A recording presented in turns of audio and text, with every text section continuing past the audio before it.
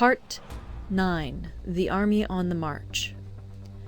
Sun Tzu said, "We come now to the question of encamping the army, and observing signs of the enemy. Pass quickly over mountains, and keep in the neighborhood of valleys. Camp in high places, facing the sun. Do not climb heights in order to fight." So much for mountain warfare. After crossing a river, you should get far away from it. When an invading force crosses a river in its onward march, do not advance to meet it in midstream. It will be best to let half the army get across, and then deliver your attack. If you are anxious to fight, you should not go to meet the invader near a river which he has to cross. Moor your craft higher up than the enemy, and facing the sun. Do not move upstream to meet the enemy. So much for river warfare. In crossing salt-marshes, your sole concern should be to get over them quickly, without any delay. If forced to fight in a salt marsh, you should have water and grass near you and get your back to a clump of trees. So much for operations in salt marshes. In dry, level country, take up an easily accessible position with rising ground to your right and on your rear, so that the danger may be in front and safety lie behind. So much for campaigning in flat country. These are the 4 useful branches of military knowledge which enabled the Yellow Emperor to vanquish 4 several sovereigns. All armies prefer high ground to low, and sunny places to dark. If you are careful of your men and camp on hard ground, the army will be free from disease of every kind, and this will spell victory. When you come to a hill or a bank, occupy the sunny side, with the slope on your right rear. Thus you will at once act for the benefit of your soldiers, and utilize the natural advantages of the ground. When, in consequence of heavy rains up country, a river which you wish to ford is swollen and flecked with foam, you must wait until it subsides. Country in which there are precipitous cliffs with torrents running between, deep natural hollows, confined places, tangled thickets, quagmires, and crevasses should be left with all possible speed and not approached. While we keep away from such places, we should get the enemy to approach them. While we face them, we should let the enemy have them on his rear. If in the neighborhood of your camp there should be any hilly country, ponds surrounded by aquatic grass, hollow basins filled with reeds, or woods with thick undergrowth, they must be carefully routed out and searched, for these are places where men in ambush or insidious spies are likely to be lurking.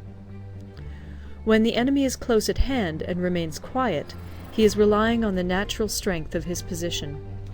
When he keeps aloof and tries to provoke a battle, he is anxious for the other side to advance. If his place of encampment is easy of access, he is tendering a bait. Movement amongst the trees of a forest shows that the enemy is advancing.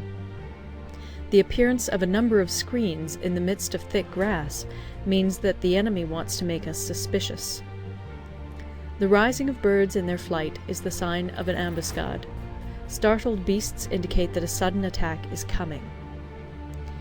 When there is dust rising in a high column, it is the sign of chariots advancing. When the dust is low, but spread over a wide area, it betokens the approach of infantry.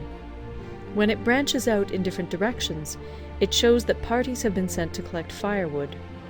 A few clouds of dust moving to and fro signify that the army is encamping.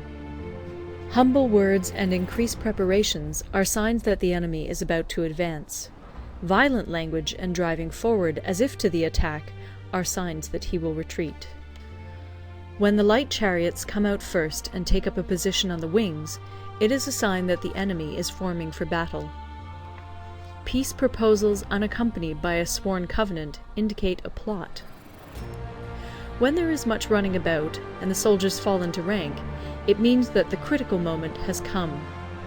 When some are seen advancing and some retreating, it is a lure. When the soldiers stand leaning on their spears, they are faint from want of food.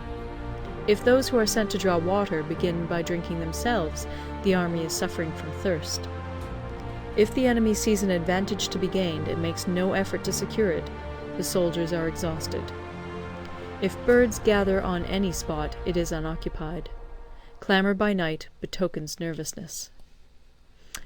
If there is a disturbance in the camp, the general's authority is weak.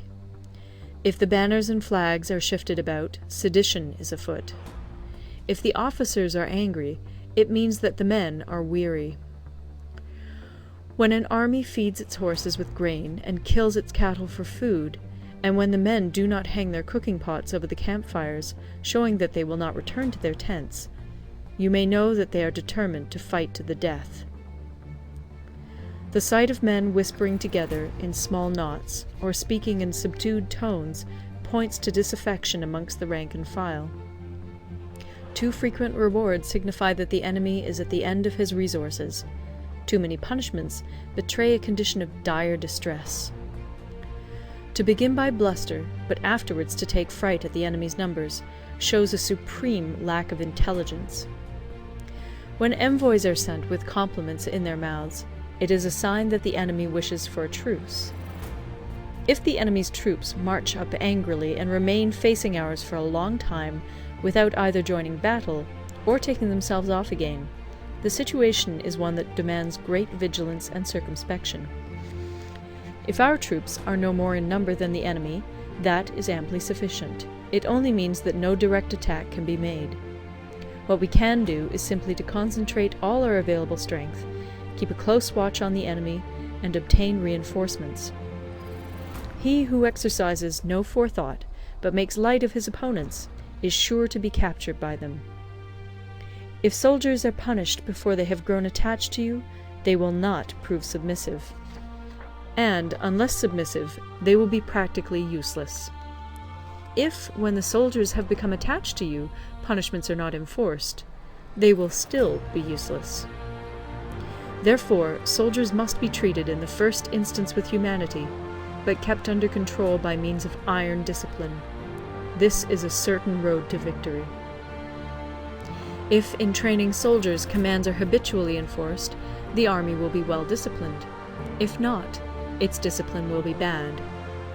If a general shows confidence in his men, but always insists on his orders being obeyed, the gain will be mutual.